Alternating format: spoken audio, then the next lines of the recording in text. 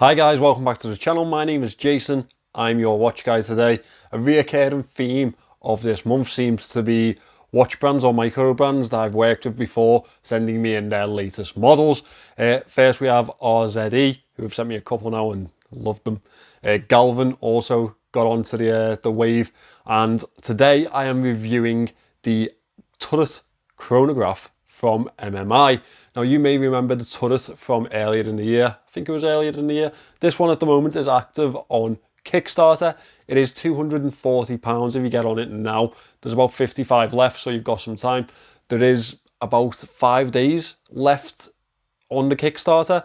Now I really wanted to get this out earlier, but due to some unforeseen circumstances involving COVID, I couldn't do it. But I'm very aware that their campaign is running up, so I really want to introduce you to this watch as soon as I possibly can. So, without further ado, let me turn this camera around and let's get into this review. So this is it. This is the MMI Turret Hybrid Chronograph.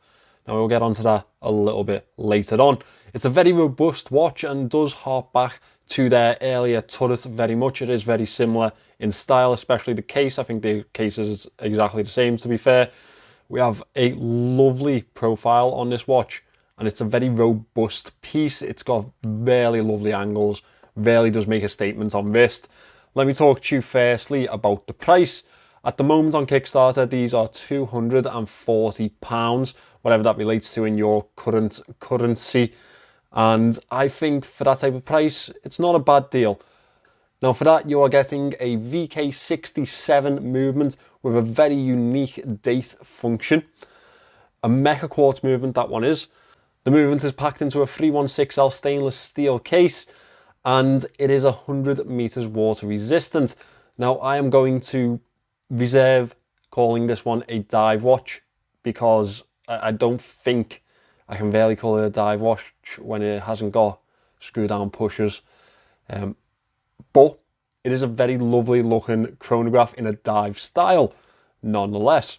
The crown guards over here make a real nice statement. They're very robust in nature and they cover that crown very well. Very angular, very almost Japanese in style. Personally reminds me a lot of Japanese design. I don't quite know why angles and sharp edges remind me of that, but it does.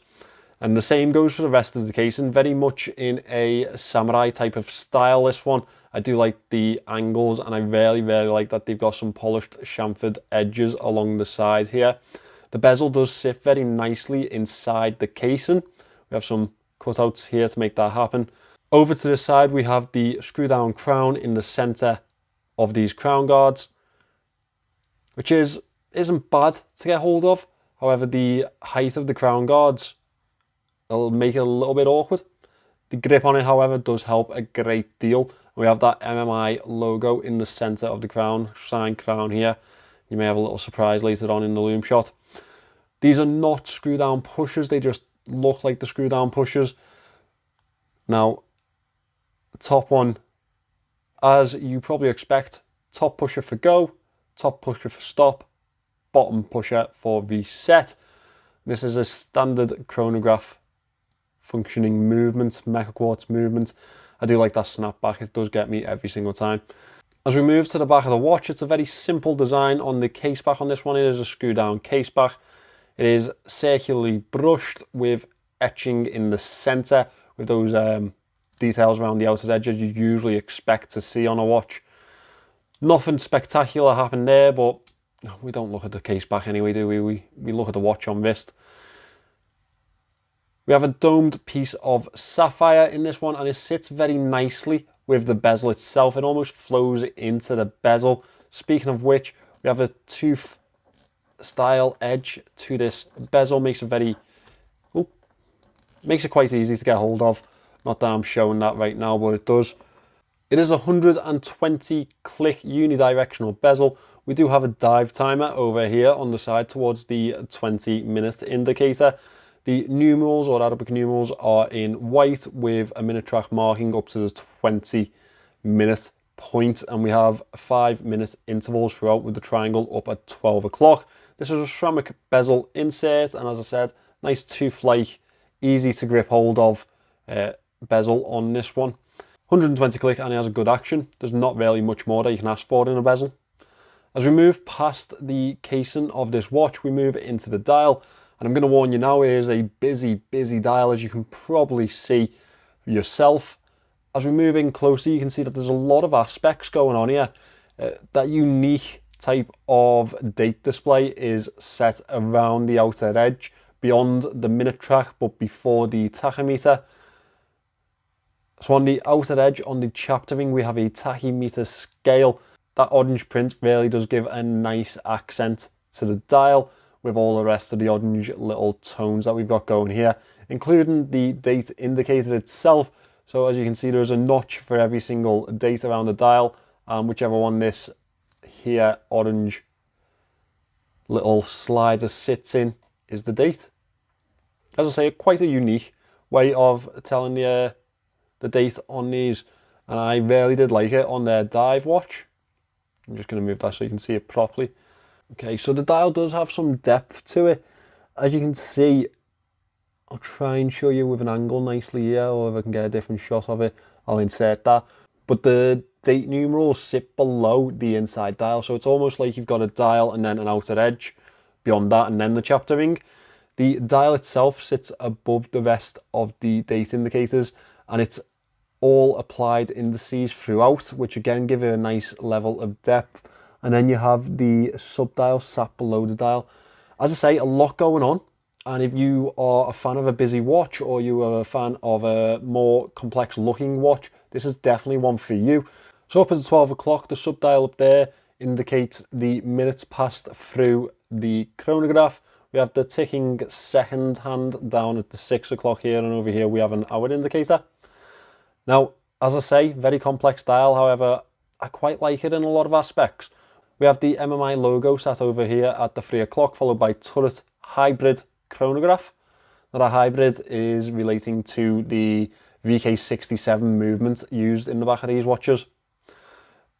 The handset is quite simple, however, cut very well to the inside of the dial. Fits very well to the minute track instead of fitting to the extended dial itself, which is a good feature, because if you used standard style hands in this, I believe it probably outstretch very far.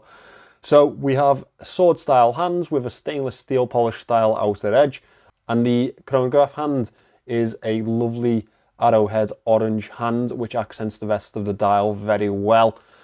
Now we're at the point of the review where we want to know how the Lume does on this watch, so let me turn out the lights and let's see what we've got going on here.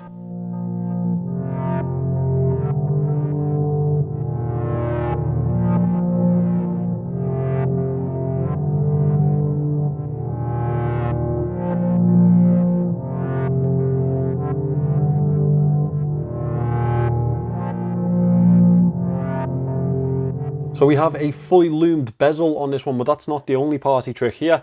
As you can see, the crown is loomed also with that MMI logo, which is actually very nice to see. Now, the Lume itself is quite good, to be fair to it. So as well as the indices being loomed, the bezel itself, we also have the handset, the chronograph hand, and the sub-dials. I would, as a critique, not really a big one, because most people wouldn't even do it, but if they could have got those sub-dials a little brighter, that would have been a nice effect. Now, with the surface that they're playing with, that probably would have been a big ask, so I understand why they haven't done that, but it is nice to see them actually loomed, to be fair. So yeah, I think the MMI gets a pass on the Lume shot. Now, there is an aspect that I've completely forgotten to talk to you about. It's the dimensions. So before I get into the bracelet, let me talk to you about the dimensions of this case. We have a 40mm case, 40mm in diameter that is, 46.7 lug to lug, that very nice, almost Seiko effect type of casing, where it sits very nicely on your wrist, very short lug to lug, or shorter than it looks lug to lug, so it does make for a nice fit. It is, however, 14.5mm thick, including the case back and bezel and dome sapphire. It does sit heavily on top of your wrist, or high on top of your wrist. And we have 22mm lugs on this one, which maybe isn't the usual type of design for a 40mm case. However, I think that they've made the right choice in making this a wider lug set, because I think it suits the watch much more, to be fair. It makes it more bulky, it makes it more broad-shouldered, and I do like that effect. Now, as we move on to the bracelet, you can see that it is a fully brushed H-link bracelet, and these are actual H-links, so they do sit independent to each other. Makes for a really nice fit, and we have female end links here. The links themselves are screw links. We have plenty of levels of micro adjust, 5 on this one, and of course double pushers with a milled clasp. The bracelet is really, really nice on this one. It does fit very, very well. MMI logo on the clasp itself. The clasp is sort of plain, but we can definitely let them get away with that one because, you know, it is signed. I'll give them that. Let me just open this up, pop it on wrist, and show you how it looks on my 6.2 inch wrists. So as you can see, it does fit very well. As I say, it has that Seiko type of aspect to it, you know, that Seiko diver type of aspect, where it looks like a much bigger watch. However, it fits very well to wrist, and it does wear very well also. So yeah, well done to MMI for that. Good choice, very good choice. Now, I do feel like I've praised this watch enough, so let's get into the moan section and let me tell you where I think they should have improved slightly. The pushers themselves, screw down would have been much better, and it would have helped with the water resistance. You can then look at this being a dive watch. I know that a lot of people will say that 100 meters is really the base point for a diver, but personally I don't really count a watch as a dive watch unless it's got 200 meters in it. I just think that's the right level, and I think a lot of people will agree with me too. So it would have been nicer to see screw down pushers on this one. Another note is that the crown guards seem to sit a little high on that crown. It does make it hard to get hold of sometimes to adjust any time or date, and I think that it should have came more aligned with the actual casing. Like, you see, it looks like it sits, including the pushers themselves, they look like they sit a bit low, whereas they should be middle ground, really, for me. Just my aesthetic observation, that's all. Now, finally, there is a lot going on in this watch, a lot going on the dial, so that may not be for everyone. I do accept that. I do think that's probably going to be the Marmite feature on this dial. So overall, I do think MMI have produced a very lovely watch once again here. I'm not shocked to see that the Kickstarter has already been fully funded. I did expect that anyway. Hopefully this gives them a little bit more of a boost, or gives you guys who have already backed this one a little insight to what you have purchased yourselves. So guys, that is the MMI Turret Hybrid Chronograph. Now let me just take a moment to talk about that hybrid little label that we've got on there. Now, I don't really like it when companies use that term on chronographs that are mecha quartz, because it's kind of, I don't want to say misleading, because that's a bit of a strong way to put it, but hybrid makes it sound much better than what it is. It is a mecha quartz movement. The hybrid is, yeah, it's a bit different. I get that you're putting a mechanical chronograph on top of a quartz movement, and yeah, in some people's eyes you can call that a hybrid of movements. However, I just think it's a movement, so I don't know why we have to make things sound fancier than what they are. It is a quartz chronograph movement at the end of the day. Quartz, mecha quartz movement. What's wrong with putting mecha quartz on your dial instead? Just my own little gripe there. If you'd like to pick one of these up, then they are still live on Kickstarter at the moment. They are £240, whatever that converts to in your local currency. Now, there are 55 left, last time I checked. They also have a really lovely yellow dial one, which you're going to know I'd love, because yellow dial, it's just my thing. Thank you for watching this one, guys. Please remember to subscribe to the channel, and I will see you in the next one. So guys, that is the MMI Turret Hybrid Chronograph. Now, fucking carry on laughing. I'll tell everyone that you gave me COVID, right? And they'll come for you. You don't know the power of the internet, especially the watch community internet. I get pissed off about fucking everything. I'm pissed off by millimetre on a fucking diameter of a Rolex. It's insane.